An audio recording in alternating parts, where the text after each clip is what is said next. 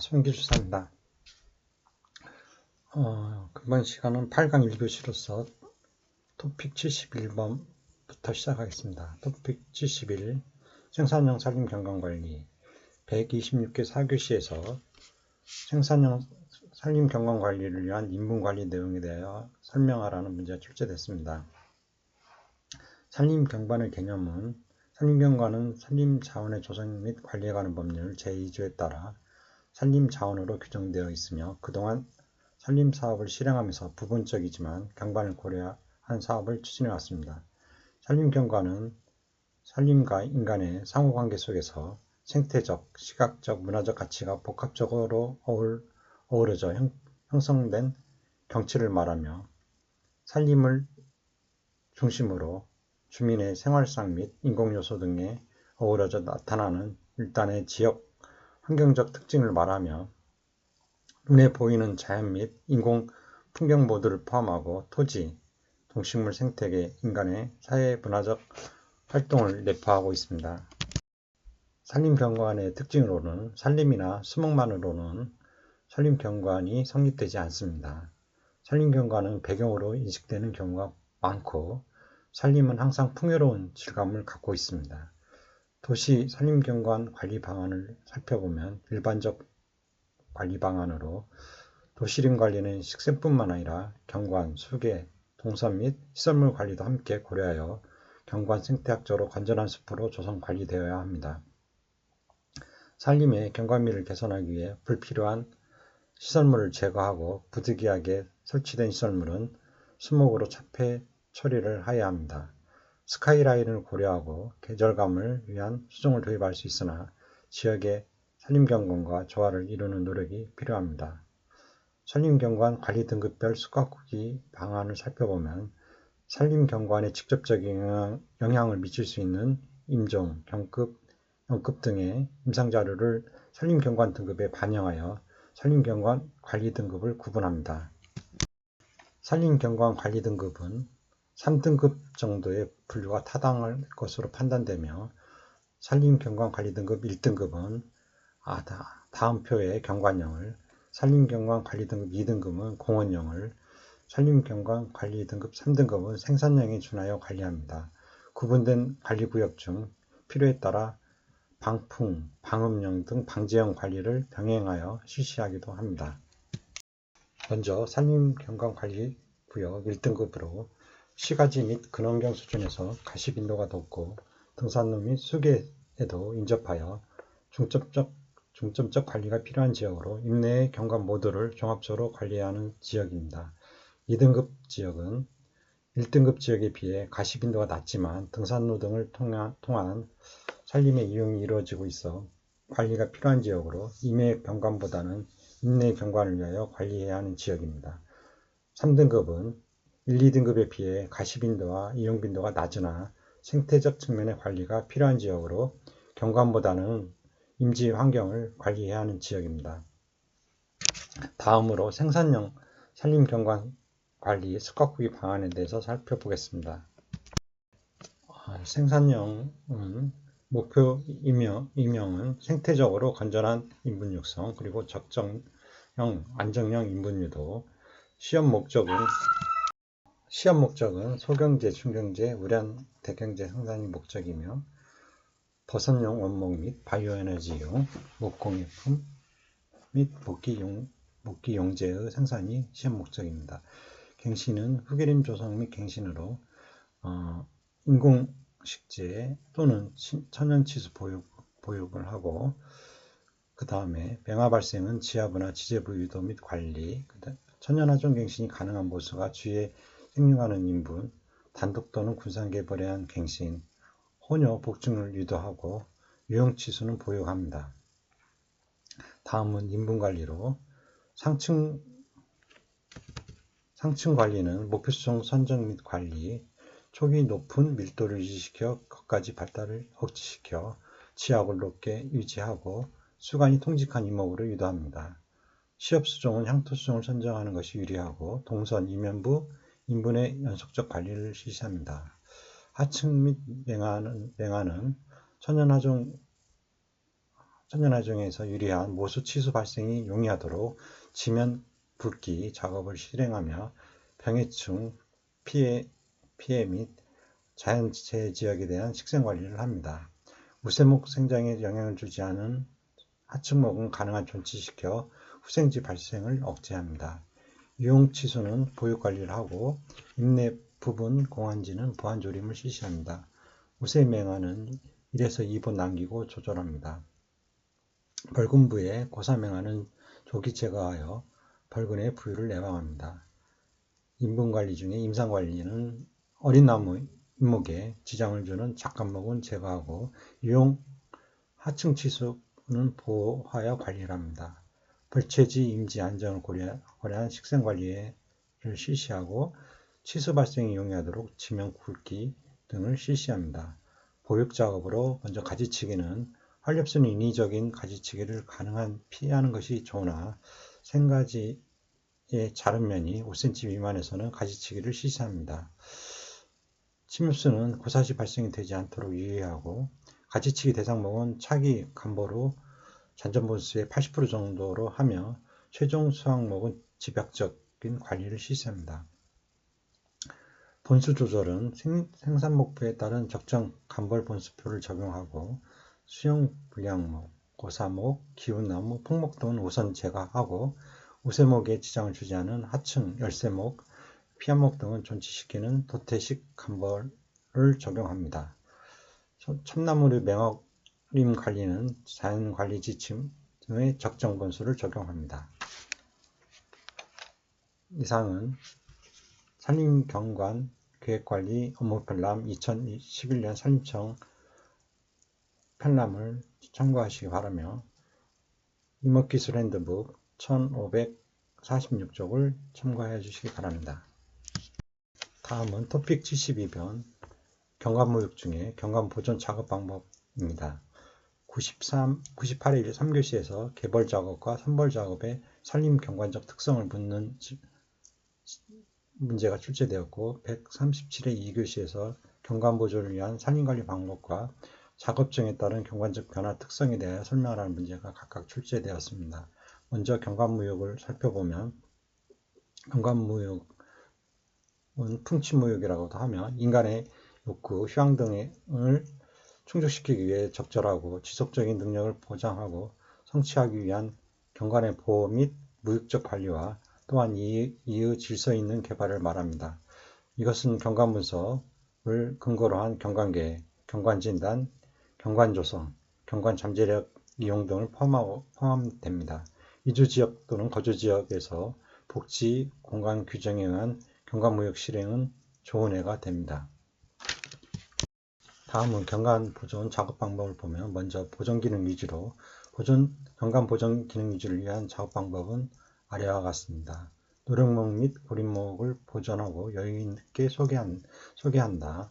그리고 적정임층 보존, 소음방지, 공기정화와 기후순화를 위하여 갱신을 여유있게 진행시키며 인분을 지속적으로 유지한다. 그리고 보호가치가 있는 천연임 보존을 위하여 목지 수확이 제한되는 인분 형태를 유지한다. 다음은 수원 함량 및 보존지역에서는 화학약재의 사용을 피하고 활렵수를 높은 비율로 혼용시켜 산불을 예방합니다.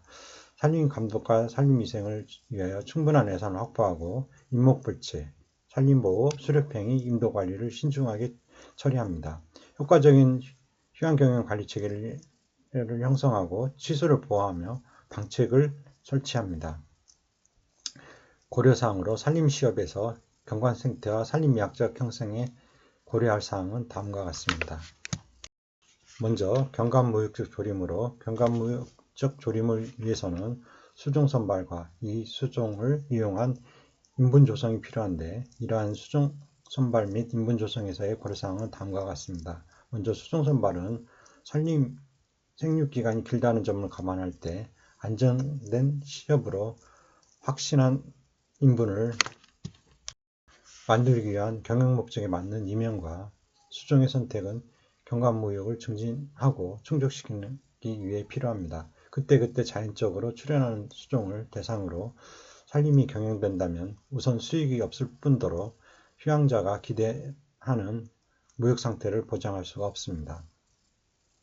입지에 맞고 국내 수종보다 성장 및 재질, 토양 보존 및 재해 방지 효과가 있고 풍치 효과가 있다면 외래 수종도 소극적으로 고려할 수 있으나 시대에 맞지 않는 외래 수종에 의한 고우적 미화는 피해야 합니다.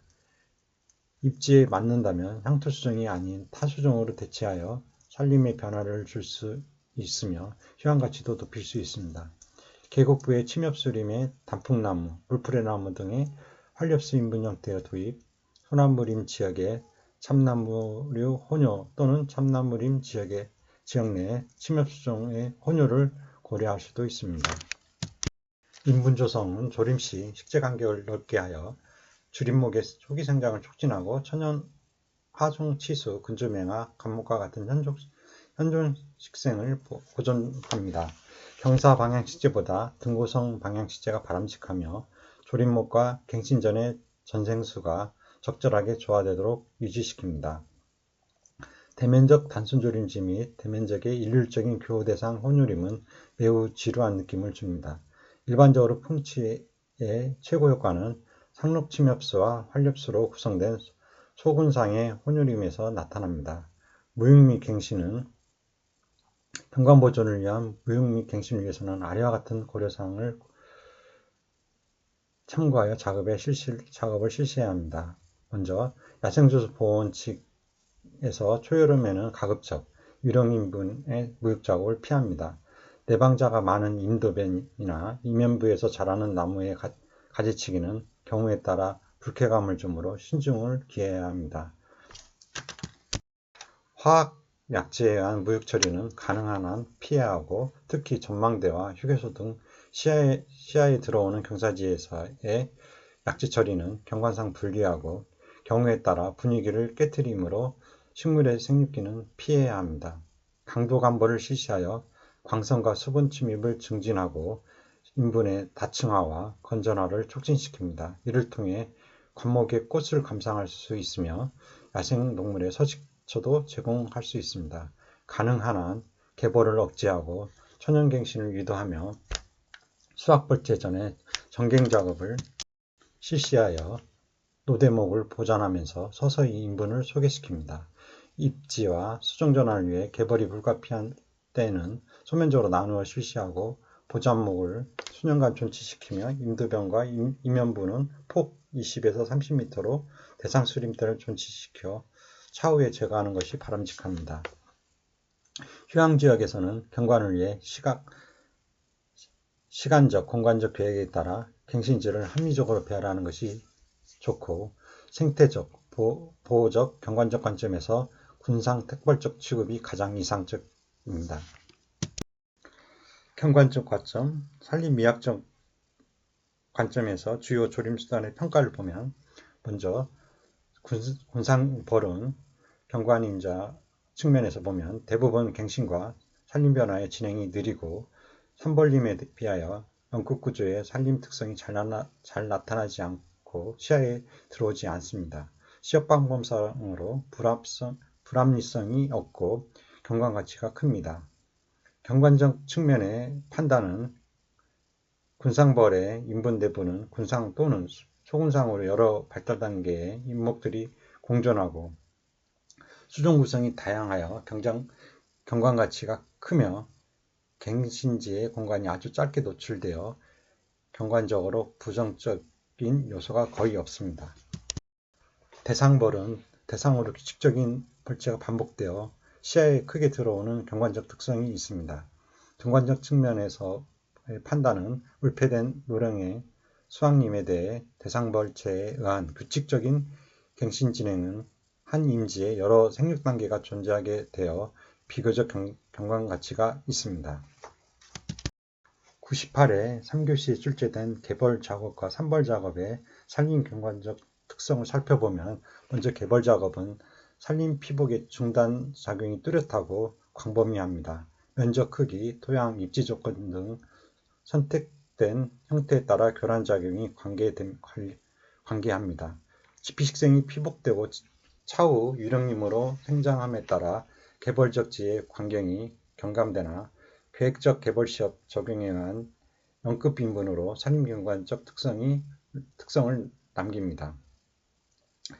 개벌에 의한 벌채는 항상 울패된 산림을 유지하지 못하는 특징이 있으며 특히 산악지에서 원경으로도 전망될 가능성이 있습니다. 개벌적지는 생장이 빠른 집식생이 발달하며 특히 양수는 성구종인 사시나무, 자작나무, 버드나무 등이 천연화종이 이루어집니다. 개벌지는 최소한 경관적으로 외관상 좋은 인상은 주지 않습니다. 개벌지 면적이 클수록 산림 특성을 잃게 되고 단조로움이 더해집니다. 다음으로 산벌 작업을 살펴보면 경관인자로 갱신이 장기적으로 이루어지기 때문에 산림 세대의 변화가 거의 눈에 띄지 않습니다. 획일적인 연극 구조의 산림 특성이 개벌 시업보다 경감됩니다. 빠른 갱신 진행과 개벌적지 노출이 깊이 되지만 차후 동령림이 되면 개벌 시업과 유사해집니다. 경관적 측면의 판단을 보면 산벌 단계에서 인분 존치 기간은 짧고 대부분 노령림의 대경목으로 잔존된 삽목 상태로 놓이게 됩니다. 삽목을 제거하고 나면 갱신 치수가 인분 전체의 큰 부분을 차지하여 시야를 넓게 합니다. 갱신과 집식생에 의해 하층 치수가 지면을 완전히 피복하게 되면 경관적 의미는 있으나 산림 외관은 아주 느리게 변화됩니다. 택벌은 대면적으로는 자연 그대로 거칠게 보이나 산림의 상층 임간은 균일합니다. 모든 경관과 수고급의 인목들이 공존하는 아주 특징적인 산림 외관을 형성합니다. 또한 택벌 작업은 산림 이용 벌채, 갱신 등 산림 변화가 시야에 들어오지 않습니다. 경관적 측면의 판단으로 보면 인분 출현 형태가 다양하며 인목 축적 수종 구성 등 인분 구조가 다양하고 경관 가치가 높습니다. 보잔목 작업은 노령의 대경목이 인분 자체에 고루 잔존됨으로써 개벌 작업보다는 경관 부정적 요소가 경감될 수 있거나 또는 산벌 등 다른 작업종과 같은 경관 가치를 형성할 수도 있습니다. 노령목의 보잔 기간을 연장함으로써 보잔목들이 주 인분에서 항상 대경목으로 축적 보육이 될 수 있도록 합니다. 수화식재는 원거리에서 보이지 않거나 잘 노출되지 않으나 풍치 특성의 작용은 없습니다. 인분 전체의 전망은 방해되나 상층의 양수와 하층의 음수를 구성하는 혼요를 통해 주수종의 인목 공간이 보충됨으로써 시각적인 다양성을 줄 수 있습니다. 가지치기는 풍치 미학적으로 크게 인지되지 않습니다. 대부분 전체 인분에서 경관적으로 관찰되지 않습니다. 올바른 가지치기 작업 실행으로 보기 좋은 인분 구성목으로 조정할 수 있으나 가지치기 대상목의 색깔로 크게 표시하는 것은 부정적인 인상을 줄 수도 있습니다. 강도의 간벌은 원경에서 노출되지 않으나 다만 1, 2년간은 표시가 납니다. 제초제철이 환상박피는 잎이 변색되기 때문에 풍치적으로 문제가 될 수 있으므로 처리 시기에 신중을 기해야 합니다.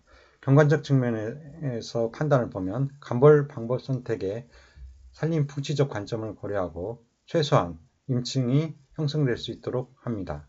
자세한 내용은 숙각국이 표준교재 3권 조림 149페이지 산림과 임목기술 제2권 산림조성 274쪽을 참고하여 주시기 바랍니다.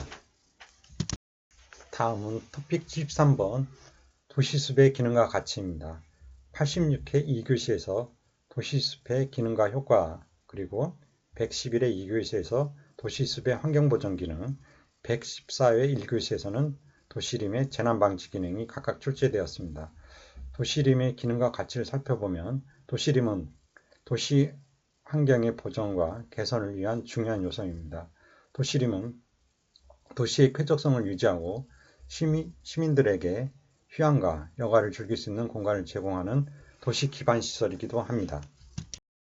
도시림의 기능과 가치를 표로 정리해보면 먼저 대분류로 환경보전, 경관 구성, 재난방지 및 재해대피, 보건 휴양, 역사 문화의 기능이 있고 중분류로 보면 생태계 보전, 지하수 보전, 하천 생태계 보전, 토양환경 보전, 야생동물 서식처, 자연환경 보전, 미기후 조절, 환경오염 저감, 그리고 경관구성 측면에서 보면 심리적 기능과 도시계획적 기능, 그리고 재난방지 및 재해대피 측면에서 보면 재난방지와 재해대피, 보건휴양 기능에서는 동적 레클레이션, 그 다음에 정적 레클레이션, 보건기능, 교육기능, 역사문화에서는 역사문화 기능이 있습니다.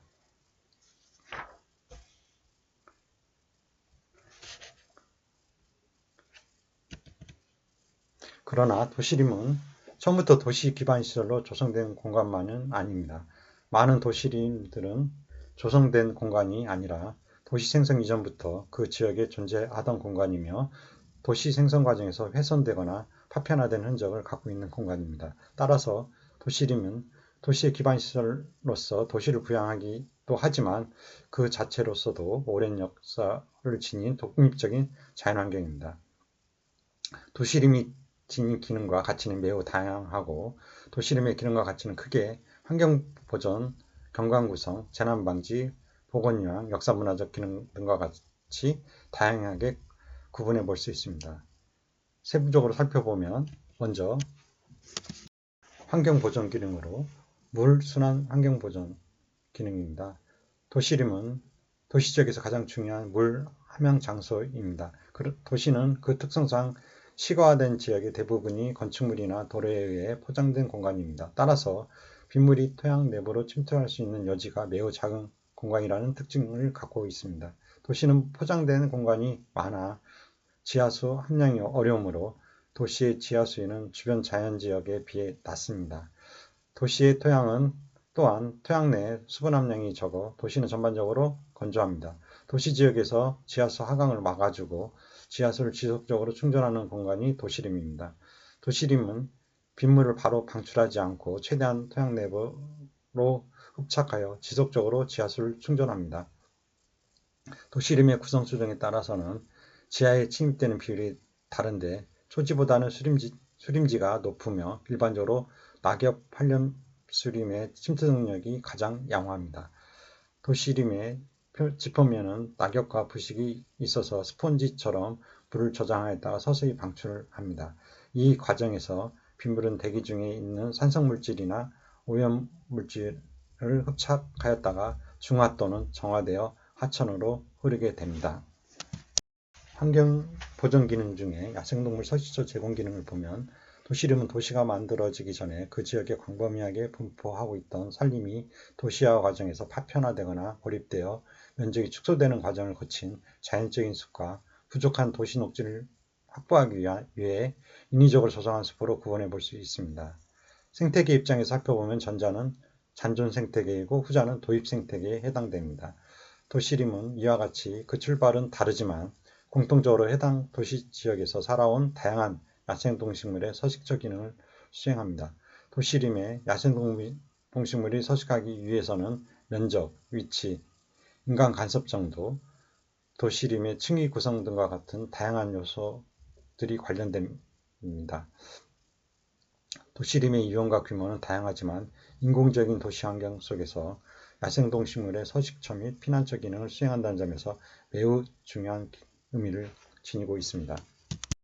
도시림의 환경 보전 기능 중에 토양 환경의 보전 기능을 살펴보기로 하겠습니다. 도시림의 토양 환경은 비도시 지역의 숲에 비해 매우 열악합니다. 도시림은 자동차, 배기가스 등에서 발생한 산성물질에 의해 토양 산성화가 심해지고 있습니다. 또한 시민들의 과도한 이용으로 토양이 단단해져 식물의 생육이 어려운 지역이기도 합니다. 일반적으로 숲을 조성하는 경우에는 더 많은 문제점이 있습니다. 이러한 숲들은 기반을 이루는 토양이 공사장 또는 준설 지역에서 도입됨에 따라 콘크리트나 아스팔트 조각과 같은 고형물이 포함되어 있거나 쓰레기, 슬러지 등에 의해 오염되어 있는 경우도 있습니다. 이와 같은 토양에서는 수목이 정상적으로 생육하지 못하고 생육이 정체되거나 심한 경우 고사되는 경우도 많습니다. 따라서 도시림 조성 당시 양호한 토양이 반입될 수 있도록 주의해야 합니다. 부득이한 경우에는 객토, 경운, 토양경운 등을 통해 식물이 생육하는 데 지장이 없는 토양으로 개선시켜 줘야 합니다. 이와 같은 상황 속에서도 도시림은 바람과 물에 의한 토양 침식을 방지하고 토양 생물의 서식적 기능을 수행합니다. 또한 낙엽과 뿌리를 통해 빗물이 스며들기 쉽고 토양 미생물과 토양 생물이 생육하기 좋은 부드러운 상태로 토양을 변화시킵니다. 다음은 도시 환경의 보존으로 미기후 조절과 환경오염 저감 기능 중에 먼저 미기후 조절 기능을 살펴보면 도시는 건물과 포장도로 등으로 인해 주변 자연지역에 비해 건조하고 온도가 높은데 이러한 현상을 도시 열섬 현상이라고 합니다. 도시림은 이와 같은 도시의 불쾌한 환경 조건을 완화시켜줍니다. 도시 기후의 주된 요소는 태양의 복사열, 기온, 바람, 습도입니다. 도시 미기후는 이 네 가지 요소의 상호작용과 밀접한 관련이 있습니다. 나뭇잎은 태양 복사열을 차단하거나 반사 또는 흡수합니다. 그 효과는 잎의 밀도 및 모양, 수형에 따라 다릅니다. 낙엽수는 일반적으로 온화한 지역의 도시 환경에서 열을 통제하는 데 매우 중요한 역할을 합니다. 여름철에는 나뭇잎이 태양 복사열을 차단함으로써 온도를 낮추는 반면 겨울철에는 잎이 탈락하여 태양 복사열의 전달을 원활하게 함으로써 따뜻함을 유지할 수 있도록 합니다. 따라서 온대지방에서는 상록수보다 낙엽수를 식재하는 것이 도시의 쾌적성 측면에서 유리합니다. 또한 나무들은 증발산을 통해 도시의 기온을 완화시키는 데 도움을 주기도 합니다. 이러한 이유 때문에 나무는 자연의 에어컨디셔너라고 부릅니다. 잘 자란 한 그루의 규모군 토양 수분이 충분히 공급될 경우 하루 약 400리터의 물을 증산할 수 있습니다. 이 양은 5개의 방에 시간당 2500kcal의 에어 컨디셔너를 하루 20시간 작동하는 것과 같은 효과를 가지고 있습니다. 또한 수목이 군집을 이루는 숲에서는 수간층 하부로 갈수록 온도가 낮아지고 상대 습도는 증가합니다. 도시는 낮에는 표면이 쉽게 뜨거워지고 밤에는 급속하게 열을 빼앗기는 특징이 있습니다. 하지만 도시림은 이와 달리 낮에는 천천히 더워지고 밤에는 천천히 열을 빼앗깁니다. 따라서 숲은 시가지에 비해 낮과 밤의 온도차가 크지 않습니다. 또한 밤에는 숲의 상층 온도보다 하층 온도가 높아 사람들이 체감할 수 있는 높이에서의 온도 변화가 심하지 않습니다. 이와 같이 도시림은 도시의 온도 변화를 완화시키는 작용을 합니다. 숲은 바람의 속도를 감소시킵니다. 그래서 숲은 숲 내부와 바람이 부는 반대편의 온도와 습도의 저하를 적게 할 수 있습니다. 이 효과는 낙엽수나 관목을 심었을 때보다 침엽수를 밀식하였을 때 효과가 큽니다. 건축물 외부에 빽빽하게 심은 수목은 건물로부터 열 손실을 막아주기도 합니다.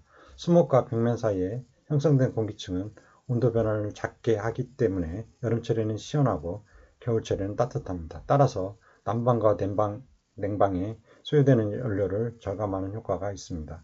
도로와 접한 경사지에 심은 침엽수들은 일반적으로 낮은 지점으로 흐르는 차가운 공기의 흐름을 방해하여 도로로 찬 바람이 흐르지 않도록 합니다. 그 결과 겨울철 도로 결빙 등을 예방하고 교통안전에 도움을 줄 수 있습니다.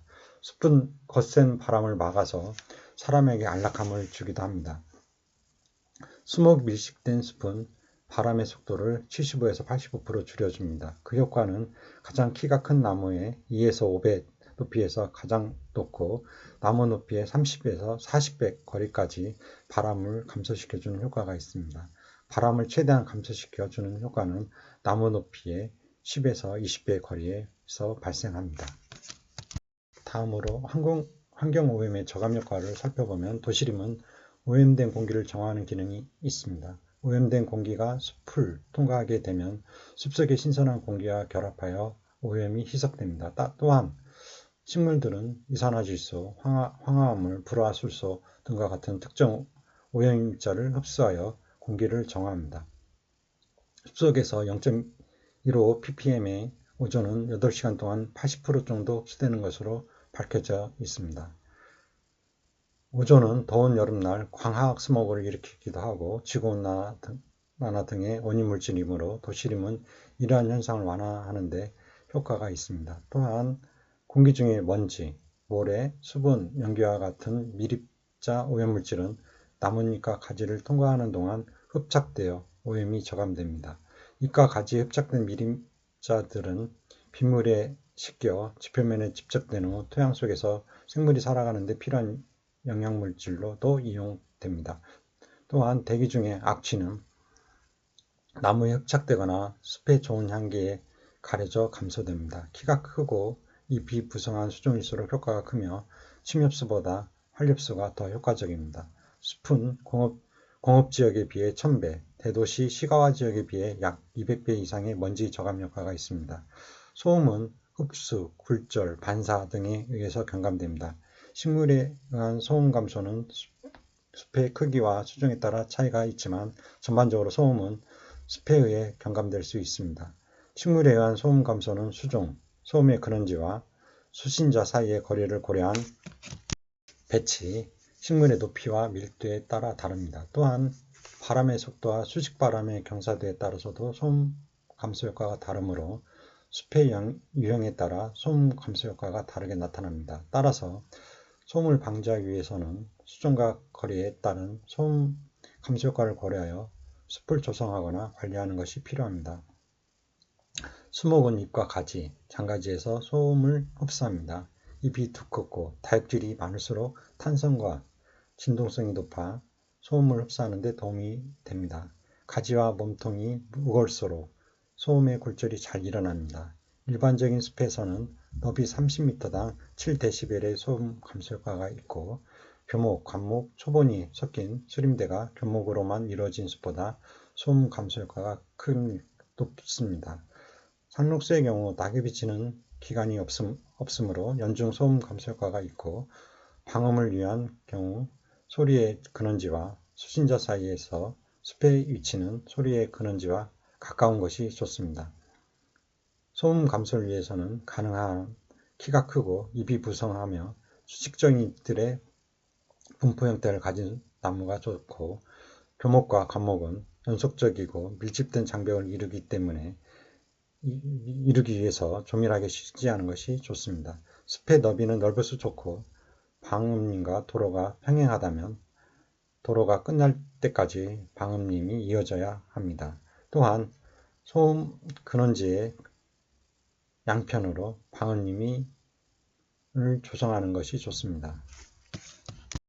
식재 수목만으로는 소음을 차폐하는 데 한계가 있고 특히 숲의 너비가 좁은 경우에는 더욱 그러하므로 도로와 숲에서는 충분한 높이의 차단벽을 설치하고 여러 줄의 수목과 관목을 평행하게 식재하는 것이 필요합니다. 방음림을 위해 충분한 너비를 확보할 수 있는 경우에는 소음 차폐를 위해 흙 둔덕을 인위적으로 조성하여 수목을 식재하는 것이 소음 차단뿐만 아니라 경관적으로도 도움이 됩니다. 나무는 소음을 차단할 뿐만 아니라 솔잎 사이의 바람 소리, 나뭇잎이 흔들리는 소리 등과 같이 자신들이 발생시키는 소리를 이용해서 소음을 약화시켜 주기도 하는데 이러한 효과는 도심에 있는 가로수나 작은 녹지 공간에서 그 효과가 크게 기대할 수 있습니다.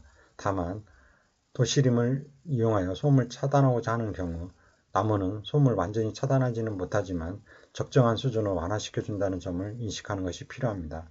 방음림은 소음 차단 외에 시각적인 아름다움과 쾌적함을 기대할 수 있다는 장점이 있다는 것도 중요합니다. 도시림에 의한 수질 정화는 빗물에 의해 흡수된 대기 중의 오염물질이 토양, 잎, 가지, 줄기를 통과하면서 식물의 뿌리에 의한 흡수, 양이완 치환 흡착, 부영양화 물질의 농도 감소, 토양에 의한 산성비의 산성 완충 등과 같은 과정을 통해 이루어집니다. 또한 도시림에서 토양의 공급 및 부식 성분에 의한 물리, 화학적 흡착, 흙탕물의 여과, 토양 소독물에 의한 유기물의 분해, 미생물에 의한 유기질소, 암모니아성 질소, 질소 산화물 등의 분해와 같은 과정을 거쳐 오염된 물이 정화됩니다. 다음으로 경관 구성 기능을 보면 경관의 사전적인 정의는 경치 또는 지표 위의 풍경을 특징짓는 여러 요소를 종합적으로 자연경관과 문화경관으로 구분합니다. 경관요소의 특징은 크게 1차적 경관요소, 2차적 경관요소, 3차적 경관요소로 구분됩니다. 1차적 경관요소는 눈에 보이는 물리적인 속성에 해당하는 경관요소로서 도시림, 하천, 호수 등이 대표적입니다. 2차적 경관요소는 1차적 경관요소를 존재하도록 하는 비물질적 경관요소입니다. 이에 해당하는 요소들은 1차적 경관요소를 조정할 수 있는 법이나 행정, 주민들의 가치관, 경관에 대한 선호도 등입니다. 마지막으로 3차적 경관요소는 인간의 의지와 상관없이 형성되는 경관으로서 상징적인 경관요소라고 할 수 있습니다. 이에 해당하는 요소는 장소적인 상징성, 이미지 형성 등이며 동식물의 성장, 계절의 변화, 시간에 따른 빛의 변화, 안개, 바람과 같은 기후적인 요소들 또한 이에 해당됩니다.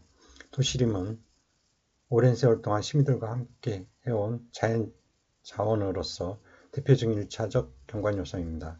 하지만 이 3차적인 경관요소의 특징을 함께 갖고 있으므로 도시림의 경관 구성 기능을 파악하기 위해서는 이러한 특성들을 함께 고려하는 것이 필요합니다. 시민적 기능은 도시림은 인공적인 도시환경 속에서 시민들에게 계절의 변화를 느끼게 하고 자연의 변화와 아름다움을 감상하게 할 수 있게 하며 생동의 역동성을 인식하게 합니다. 또한 지역이 가지는 상징성과 소속감을 갖게 하는 등 다양한 심미적 기능을 가집니다. 도시계획적 기능으로 도시림은 도시지역에서 존재하는 특성상 그 존재 가치에 의해 도시의 확장을 방지하거나 도시개발을 제한하는 기능을 가집니다. 반면에 접근성이 좋고 경관 및 자연환경이 좋은 지역의 경우에는 오히려 도시개발을 촉진시키는 기능을 가지기도 합니다. 먼저 도시 연담화 방지 기능을 보면 도시 연담화란 2개 이상의 도시가 하나의 도시처럼 물리적인 경계 없이 연결되는 현상을 말합니다. 산업혁명 이후 도시로의 인구 집중이 발생하면서 선진국 도시를 중심으로 도시 연담화 현상이 발생하기 시작하였습니다. 연담화된 도시는 여러 도시들이 각각 도시 기능을 분담하여 조화를 이루는 경우도 있지만 대개의 경우는 한 도시가 우위에 서고 다른 도시들은 종속되어 도시의 균형 발전을 깨뜨립니다. 또한 도시 연담화는 기교적으로 교통체증, 오염의 증가, 녹지 부족 등으로 시민들의 삶의 질이 감소되므로 광역도시 계획을 수립할 때에는 도시 연담화가 발생하지 않도록 주의해야 합니다. 도시 연담화를 방지할 수 있는 가장 큰 기능을 하는 공간은 두 도시 사이에 있는 녹지들이며 특히 도시림의 역할이 가장 큽니다. 도시개발 제한으로 도시는 그 발달 과정에서 새로운 수요의 택지 등과 같은 개발 용지를 필요로 합니다. 이때 신규로 조성되는 도시 용지는 경사지형에 비해 평지 지형에 조성하는 것이 유리하고 수목이 무성한 숲에 비해 경작지로서 이용되는 지역이 유리합니다. 따라서 기존 도시의 신규 개발지역이나 신도시들을 살펴보면 대개 높은 산이나 무성한 숲을 피하여 경작지 위주로 개발되고 있음을 알 수 있습니다. 도시림은 이와 같이 도시가 확장되거나 새로 조성될 때 도시 연담화를 방지할 뿐만 아니라 도시의 개발을 제한하는 기능도 가지고 있습니다. 도시를 개발할 경우 불가피하게 산이나 숲을 포함할 때에는 이들 지역을 개발하지 않고 원형 녹지로 존치시켜 공원이나 시설 녹지로 활용하는 것이 일반적입니다. 이러한 점에서 도시림은 도시개발을 제한하고 도시의 확산을 억제하는 데 있어서 큰 효과를 가지고 있습니다. 이와 더불어 도시개발 촉진 효과도 가지고 있습니다. 도시림은 일반적으로 도시개발을 억제하지만 시가지로부터의 접근성이 양호하고 자연경관이 수려한 지역의 경우에는 대상지의 개발을 촉진시키는 기능을 수행하기도 합니다. 이와 같은 현상은 현대도시뿐만 아니라 과거부터 지속되어 온 현상입니다. 오래된 도시에서 궁궐이나 사찰, 교회 등이 입지한 지역을 살펴보면 대부분 인접해 있는 도시림에 자연경관이 수려한 지역이 많습니다. 현대 도시에서도 고급 주택가 그리고 학교, 종교시설 등은 자연경관이 수려한 지역을 중심으로 입지하는 경향이 있습니다. 이와 같이 도시림은 도시의 개발을 제한하기도 하지만 부분적으로는 도시개발을 촉진하는 역할을 수행하기도 합니다. 도시개발의 형태 조정 측면에서 보면 도시림은 역사적 의미, 생태적 중요성, 지형적 특성 등으로 인해 일반적으로 다른 토지 유형에 비해 개발이 쉽지 않습니다. 따라서 도시림이 위치한 지역을 존치시킨 상태에서 도시계획을 수립하다 보면 도시림이 도시개발의 형태를 조정하는 역할을 하는 경우도 있습니다. 이러한 경우 도시림은 도시를 구성하는 중요축으로 활용되거나 도시림을 중심으로 방사상의 도시구조가 계획되는 등 숲이 도시개발의 형태를 조정하는 주요 역할을 하는 경우가 많이 있습니다. 다음으로 도시림의 재난방지 및 재대피 기능을 살펴보면 도시는 많은 시민들이 모여 살고 있어서 대형 재난에 취약하다는 문제점을 안고 있습니다. 따라서 최근에는 도시림이 가진 재난방지 기능에 대한 관심이 높아지고 있는데 도시림이 가지는 재난방지 및 재대피 기능은 도시의 대형 화재 확산을 저지하는 기능, 그리고 산사태 및 홍수 등을 예방하는 기능, 그리고 재난이 발생했을 경우 이재민의 수용 및 대피 장소로서 이 기능으로 구분해 볼 수 있습니다. 먼저 재난방지 기능을 살펴보면 홍수 조절로 도시림은 비가 내리거나 눈이 녹을 때 물을 일시적으로 조류하여 하천으로 흘러드는 유출량을 줄여주고 일정량의 물이 지속적으로 하천으로 흐를 수 있도록 유량을 유지시키는 기능을 합니다. 이와 같은 역할을 수행할 수 있도록 하는 숲의 구성인자들은 숲, 잎, 가지, 토양 표면의 낙엽과 부식층, 공간이 발달하여 수분 저장 능력이 큰 토양입니다. 도시림은 이러한 요소들을 활용하여 집중호우 시에 하천으로 흘러드는 빗물의 양을 저감시켜 홍수를 완화시킬 수 있는 기능을 수행합니다. 숲은 이와 같은 기능 때문에 녹색댐이라고도 불리고 있습니다. 녹색댐의 효과를 살펴보면 침엽수, 단순이물, 침엽수와 활엽수가 어우러진 복층입으로 변경할 경우 유출량의 38%, 증산량의 20%를 감소시켜 수자원을 숲에 담아둘 수 있는 효과가 있습니다. 다음으로 산사태 및 토양 유실 방지 기능을 보면 도시림은 토양 노출을 방지하여 바람과 물에 의한 토양의 이동을 예방할 수 있습니다. 특히 우리나라 도시에서 건조한 봄철에 부는 바람은 나대지의 경우 엄청난 먼지를 발생시켜 황사 피해와 함께 도시의 환경을 저하시키는 주요 요인이 되기도 합니다. 도시림은 건조기에 토양 내 적정한 토양 수분을 유지하고 바람에 의해 비산되는 먼지의 양을 감소시키며 대기 중의 먼지를 잎과 가지 등에 흡착시켜 먼지의 농도를 줄여주는 데 큰 역할을 하기도 합니다. 또한 도시림의 토양은 수목의 뿌리에 의해 고착되어 있기 때문에 경사지형에서도 토양이 유실되거나 흘러내리는 것을 방지할 수 있습니다. 특히 과도한 빗물이 경사지 토양이 침투되어 발생하는 산사태를 효과적으로 예방할 수도 있습니다. 도시림에 의한 토양 유실 방지 효과는 숲의 발달 기간이 적은 숲보다 20년 이상 된 숲에서 그 효과가 큽니다. 따라서 화재 및 인간 간섭에 의한 피해를 받지 않고 정상적으로 발달할 수 있도록 관리해 주는 것이 토양 유실을 예방하는 측면에서도 중요합니다. 오래된 숲은 지표식생과 낙엽층이 풍부하고 표토층의 공급이 많아져 충분한 수분을 흡수할 수 있기 때문에 토양 유실 효과가 큽니다. 다음으로 도시화재 방지 기능을 보면 도시는 인구 집중에 따라 에너지와 물질도 집중되는 특징이 있습니다. 따라서 이들 시설에 화재가 발생할 경우 단일 건물의 피해를 넘어 지역 전체로 화재가 확산될 수 있는 위험이 언제나 존재합니다.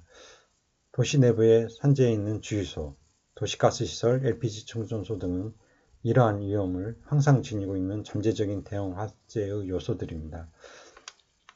도시림은 도시에서 발생하는 대형 화재가 인근으로 확산되는 것을 예방할 수 있는 효과를 갖고 있습니다. 도시림이 가지는 도시 황재 방지 효과를 극대화하기 위해서는 충분한 너비의 숲을 조성하는 것도 중요하지만 구성 수종을 은행나무, 피나무, 고로쇠나무 등과 같은 내화력이 강한 수종을 식재하는 것도 중요합니다. 다음은 재대피 기능을 살펴보면 이재민 수용 및 대피 장소 제공입니다. 도시화재, 지진 등과 같은 큰 재해가 발생하였을 경우 건축물은 추가 붕괴 위험 등으로 안전한 대피 장소가 되지 못합니다. 이때 공원과 같은 도시림은 이재민을 수용하기 위한 중요한 장소로 활용됩니다. 도시림은 이러한 측면에서 수목이 우거진 지역뿐만 아니라 각종 5개 활동이 가능한 개방된 지역을 일부 유지하는 것도 필요합니다.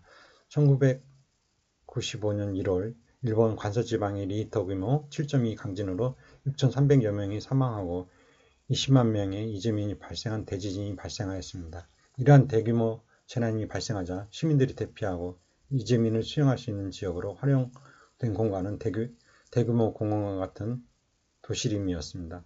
건축물이나 고가도로 등의 시설물이 입지한 시가지역은 추가적인 붕괴 위험으로 인해 시민들의 접근이 금지되어 상대적으로 시민들의 안전을 담보할 수 있는 도시림은 재난이 발생하였을 경우 시민들의 대피 장소로 적극 활용되었습니다.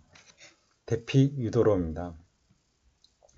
도시림은 재난이 발생하였을 때 이재민을 수용하는 역할도 하지만 시민들이 안전하게 대피 장소로 피할 수 있도록 하는 대피 유도로의 기능을 합니다.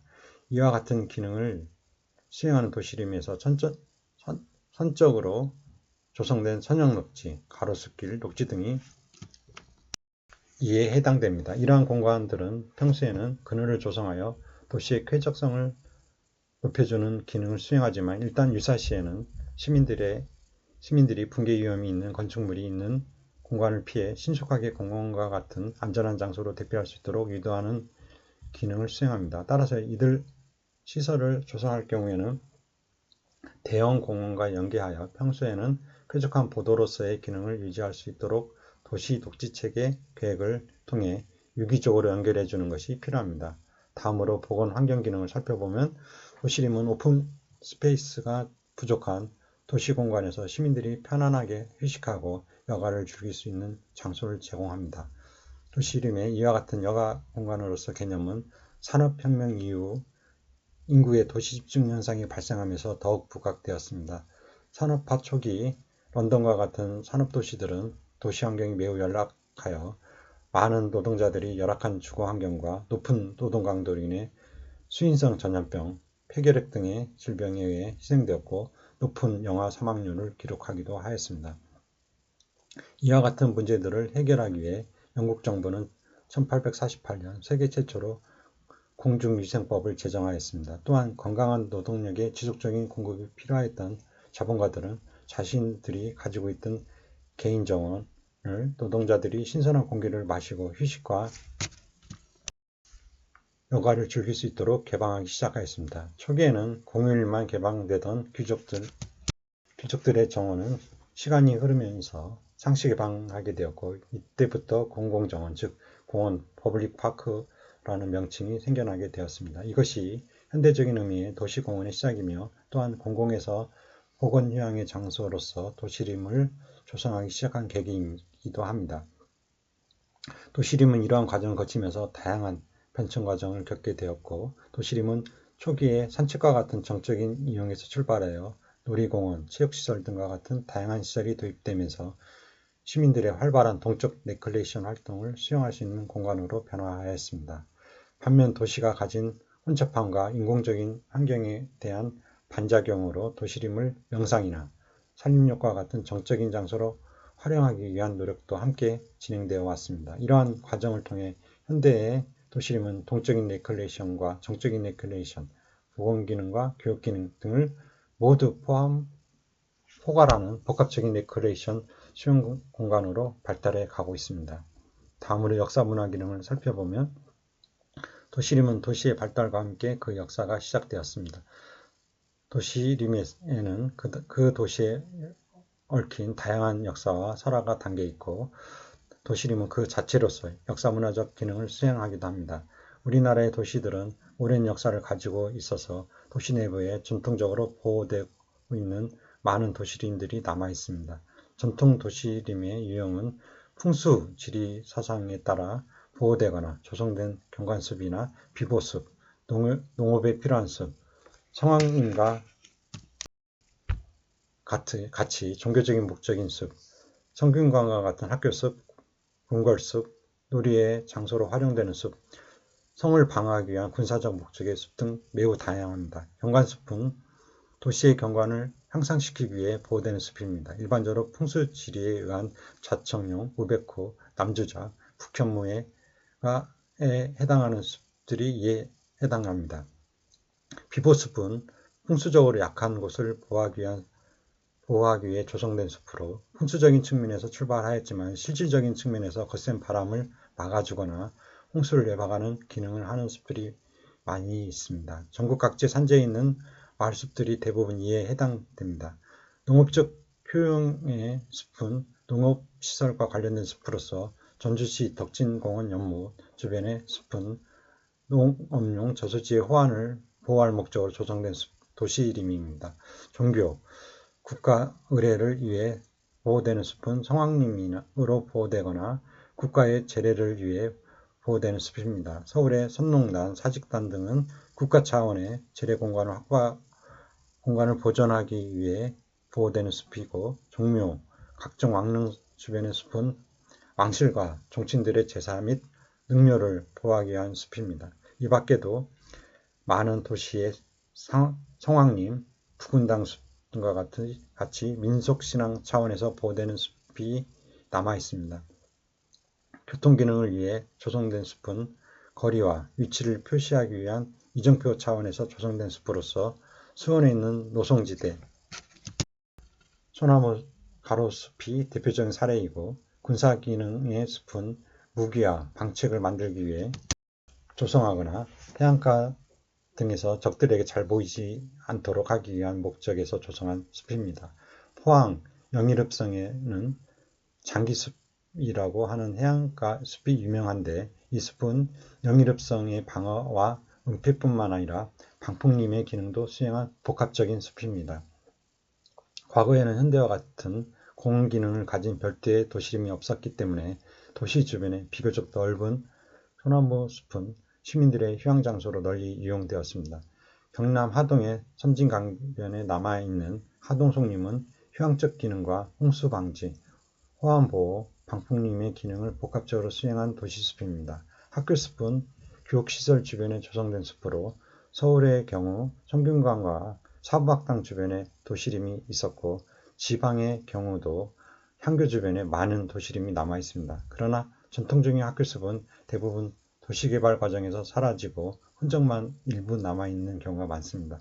성균관 대학 안에 남아있는 성균관숲이 대표적입니다. 이상의 내용은 산림과학개론 296쪽을 참고하여 주시기 바랍니다. 1교시 수업을 이상으로 마치도록 하겠습니다. 수고하셨습니다.